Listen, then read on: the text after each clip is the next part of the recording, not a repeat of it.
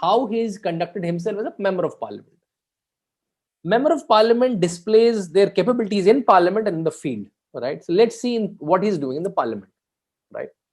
And he's in the parliament, and he was the youngest MP when he became the MP in 1998. He was only 26, right? And it was Atal Bihari Vajpayee government. So can you imagine a young boy, just 26 years old, in a party where your party is forming also the government in the center, right? So he's a young MP, and in the parliament you can do multiple things as a performance, right? Let me show you, and I'll compare it with another member of parliament, Rahul Gandhi.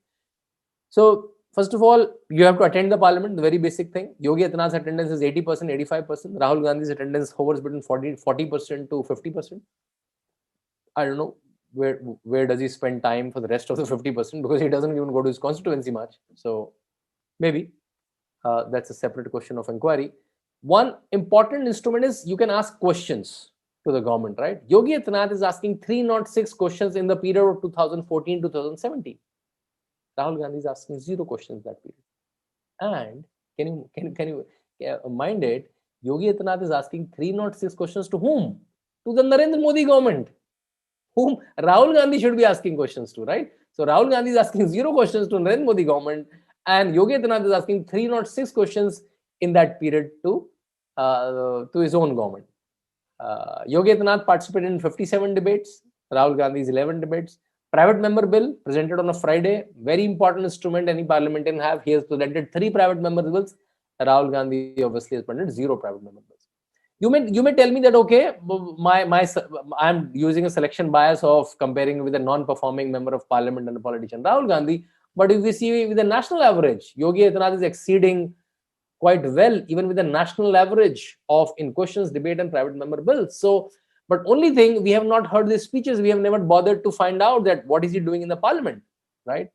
Okay, now you may counter, oh, he might be only asking Ram Mandir, Uniform Civil Code, 370, all of that. He's certainly asking that. But he's also asking about the fertilizer subsidy, about the India-Israel relationship, about the IITs, about the IIMs in Gorakhpur, everything. What a typical Shashi Tharoor may ask, maybe, right? So he's asking everything of governance, from financial policies to subsidies to affirmative action to foreign policies to new education policy. He's asking on everything, right? So that's his training. From the age of 26 to age of 44, 5 times his parliament, he has asked thousands of questions. He's participated in thousands, hundreds of debates. He has been part of a lot of parliamentary committee. He has represented whichever government. You know, right? Parliamentary committees go outside India, they travel, study tours. So he's a very seasoned parliamentarian then. He's not a he's a very performing parliamentarian in the parliament, right? And he's learning constantly. Okay, that's one, right? Now come back to his constituency, right? He's winning elections, right? And he's winning election. Try to focus on that in 2004 and 2009. Why I'm focusing 2004 and 2009? BJP did quite bad. Even then, he is winning election with exponential margins, right? So when is election? Even when BJP is losing, there might be something, right? And what is it? What is that something? I try to inquire that. So for that, I try to follow his daily schedule, what he does in a given day. So he gets up very early in the morning. In fact, when he became the chief minister, that was a joke. Who gets up early, Narendra Modi or Yogi Adityanath? 4 o'clock or 4:15. That was the answer, right? So highly disciplined people, right? So he does his little bit of his routine, and then he goes down at 5:30, right? With bamboo in his hand, and he takes a huge round of the big mutt is a big property, right? There is a Gaushala there. There are a lot of people. He's kind of waking up also. He's almost waking up all the volunteers also of the mutt, right? Like with dum dum dum, with the sound of the bamboo, right? That okay. Because some people are sleeping, some are getting ready, right? So he takes a huge round. Then he spends some time in the Gaushala, feeds some of the cows, then comes back, freshen up, and then because he's also the part of almost 44 institutions. He meets some of them quickly, right? Then he goes down, and when he goes down, then he takes a Janta Darbar for almost 2-3 hours every day from last 20 years, right? You must have heard of some Janta Darbar by Kejriwal, some here, and they were get huge publicity and hardly anything. He's doing that without being a chief minister from last 20 years. And who is coming there? Not someone to take a petrol pump or not someone to take a highway contract, right?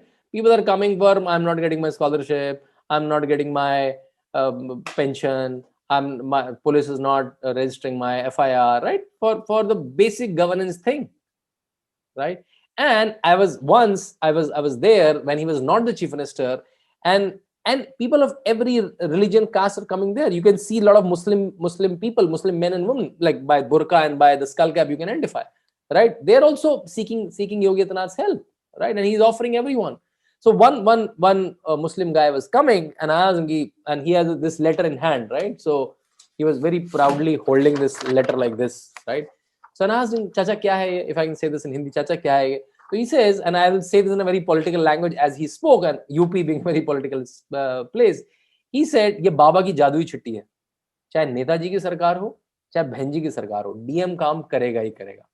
Right? You know what does it mean? Baba means Yogi Adityanath is called Baba there. Even still, people call him Baba.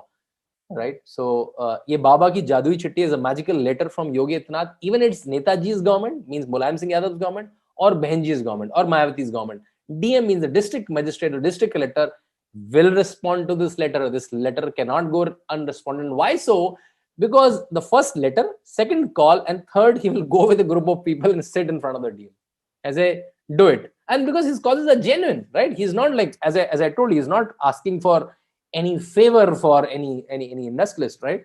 He's just asking for people, and he's doing not only for people of Gorakhpur, people from many other districts of Eastern UP are coming. At times, people from Bihar are coming to seek his help, right? And he's responding, and he's doing that. These 200, 300 people every day from last 20 years, apart from the days he spent in Parliament, right? Can you imagine?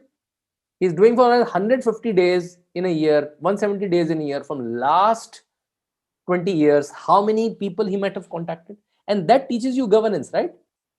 Because you will get to know how a teacher appointment is happening, how a scholarship being distributed in the state, how the Fasal Bima is being given in the state. You get to know by listening to the problem of the people from last 20 years. That's his educating himself. In the Parliament, he's asking policy-related question. In the Janta Darbar, he's getting the real transaction of day-to-day, how the transaction is happening with people, right?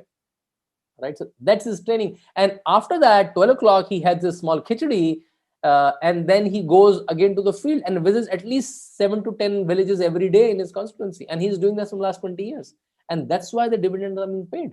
So he understands governance back of his hand, right? And funny instant. So whenever he eats food, his staff tries to keep away to eat food with him, right? Because otherwise you have to eat very bland food, right? Whatever he eats, right? Which is very simple, bland, like less salt, hardly any spice kind of food, right? So that's being one.